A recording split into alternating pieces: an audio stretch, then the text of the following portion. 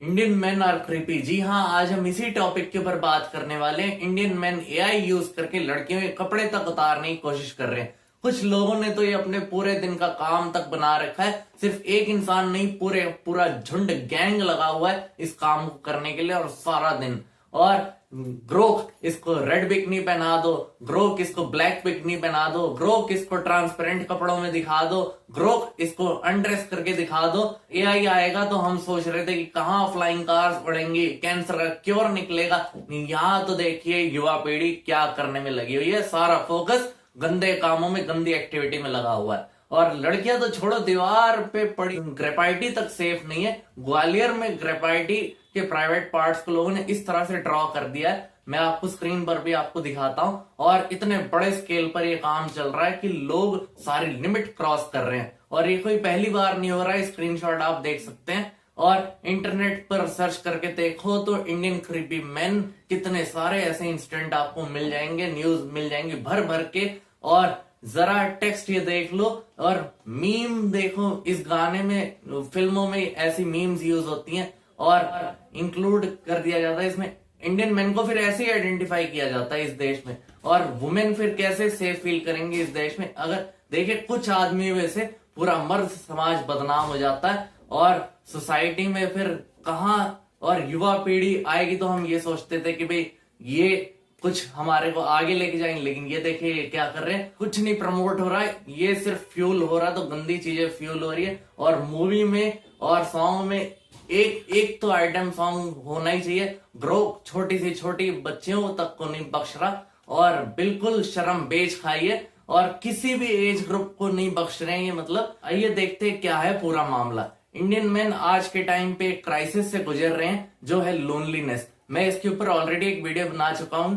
और सोसाइटी के एक्सपेक्टेशन है इंडियन मेन पे इतने ज्यादा कि वो फ्रस्ट्रेट हो चुके हैं कि लोग हर वक्त अच्छे से सोचते हैं कि हम सेटल नहीं हो पाए तो क्या होगा और जिंदगी बर्बाद हो जाएगी। और भी तरीके वो फिर ढूंढने लगते, सेटल होने के मिलते नहीं है। सरकारी नौकरी के चक्कर में 10 बाई 10 के घरों में अपनी घिसाई करते रहते और घर वाले उधर से फोन करके बार बार तंग करते रहते कि बेटा इस बार हो जाएगा ना। और जब वो सोशल मीडिया खोलता है इसी फ्रस्ट्रेशन में तो उसे दिखाई देता है डिजिटल हीरा मंडी, न्यूडिटी और सेक्सुअल टाइप के जो रील होते हैं, कॉमेडी के नाम पर डबल मीनिंग जोक चलाए जाते हैं और भरे पड़े हैं सोशल मीडिया पे। आजकल हर कोई गाना ट्रेंड में चल रहा है और जिसमें कपड़े उतारे जा रहे हैं और स्टेप्स अजीब से दिखाए जा रहे हैं और स्किन दिखाई जा रही है। और एक टाइम पे इन सबको एमएमएस बोला जाता था। अब गंदी एक्टिविटीज करके आदमी पैसा कमा सकता है तो वो मेहनत करके क्यों पैसा कमाएगा? वो कोशिश क्यों करेगा मेहनत करके स्मार्ट वर्क करने की? स्किन को एक्सपोज जरा सा करेगा और एंगल से पर्टिकुलरली वीडियो बनाएगा और उसका तो काम हो गया। फिर 9 to 5 जो जॉब करके आदमी नहीं कमा पाता, वो इतना पैसा, उससे ज्यादा पैसा वो कुछ घंटों में ही पीट देता है। और एक कंटेंट देख लिया जाए तो आपके पास पूरी फीड में फिर ऐसा ही कंटेंट आएगा और 20 से 22 साल के लड़के जो है फ्रस्ट्रेशन में रहने लगते हैं और वो डूम्ड स्क्रॉलिंग के लूप में फंस जाते हैं, इसी विशियस साइकिल में, ट्रैप में फंस जाते हैं और गलत रास्ते पर चलते हैं। और सेक्स फ्रस्ट्रेशन जो है इस एज में पीक पर होती है और लड़का लड़कियों को वल्गर मैसेज करना शुरू कर देता है। और घटिया दोस्त भी होते हैं जो प्रमोट करते हैं, ऐसे सपोर्ट करते हैं, शाबाश ऐसे ही करते रहो, बहुत आगे जाओगे तो कुछ गलत नहीं होगा। और उन्हें लगता है कि हम जो कर रहे हैं सब सही कर रहे हैं और लड़कियां यही सब डिजर्व करती हैं, उनका काम है हमें प्लीज करना, लड़कों को प्लीज करना। जबकि ऐसा कुछ भी नहीं है। अभी भी जाग जाओ और अपने दिमाग में ऐसा माइंडसेट मत लाओ। और अपनी अलग दुनिया ये लोग बनाते रहते हैं और बाहर की दुनिया से बिल्कुल अनजान है। और कितना खतरनाक बनाती है पोर्नोग्राफी इस चीज को। और पॉर्न कंटेंट ऐसा खुला एक्सेस सबको मिला हुआ है कि जब मन किया कोई भी देख सकता है। पॉर्न वेबसाइट एंड एप्स भले ही बैन कर दिए हो गवर्नमेंट ने, लेकिन फिर भी कुछ ऐसे हैं जो बचे कुचे वीपीएन लोग लगा के देखते हैं और वीपीएन की जरूरत नहीं है। अब तो कंटेंट ट्विटर और इंस्टाग्राम पर भी खुलेआम अपलोड किया जा रहा है और ऐसे प्लेटफॉर्म देखे कंटेंट पर लगाम कोई लगाएगा ही नहीं, क्योंकि रीच देखिए उनका भी ऐप प्रमोट हो रहा है इससे और ज्यादा एंगेजमेंट मिल रहा है। तो कोई क्यों ऐसे करेगा? और 10 साल पहले सर्वे में पता चला था कि 70% लड़के 10 साल से भी कम उम्र में पॉर्न देखना शुरू करते हैं, कंजम्पशन शुरू करते हैं। और ये देखिए 10 साल में दुनिया बदल जाती है। कोविड आया था और 10 साल की कम एज से भी वो फिजिकल इंटीमेसी में विश्वास रखना शुरू करते हैं। और the things that men see in videos they expect from the women in their lives, and that's just not reality.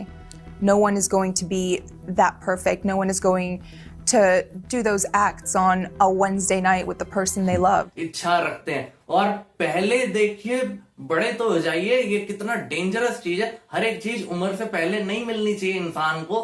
एक गाना देख के अगर किसी का बच्चा खाना खा रहा है, so be it. कौन सा गाना? आज की रात।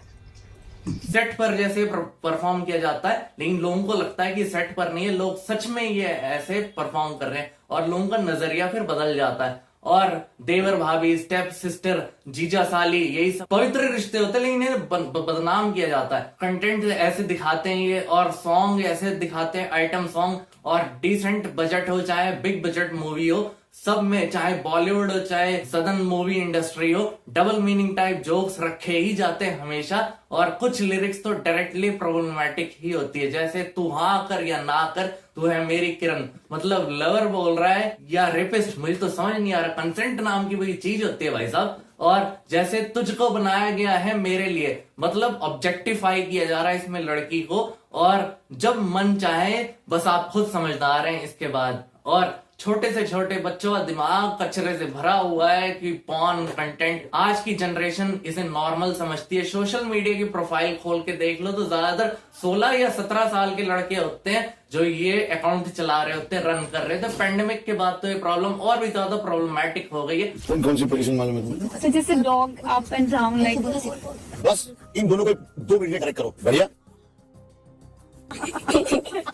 मिडिल एज ग्रुप मैन भी कोई इस रेस में पीछे नहीं है, वो भी पब्लिक प्लेस में, ट्रांसपोर्ट में ऐसी गंदी हरकतें करता है और अश्लील हरकतें करता है और टेक्स्ट भेजने शुरू करता है लड़कियों को, और दिन भर खड़े रहता है आदमी, कोई रैंडम लड़की पे लाइन मारता है, सीटियां बजाता है, छेड़ता है, ईव टीजिंग करता है, और तौंद पे हाथ चला के वो सामने लड़कियों को, ऐसे एक्टिविटीज जो है नेशनल टाइम पास बना दिया लोगों ने फिर इसे, और ऐसे ही गलत नजर रखते हैं फिर वो। और बलात्कार इतना नॉर्मलाइज हो गया है कि कुछ लोग न्यूज देखकर बोलते हैं कि इतना शौक भी नहीं होता कि भाई ये तो होता ही रहता है। आजकल के टाइम में डिसेंसिटिवाइज हो चुके हैं लोग, और जब कोई रेप केस होता है तो लोग कहते हैं कि वेबसाइट पर जाकर देखो, ऐसे ही प्रमोट किया जाता है, देखिए।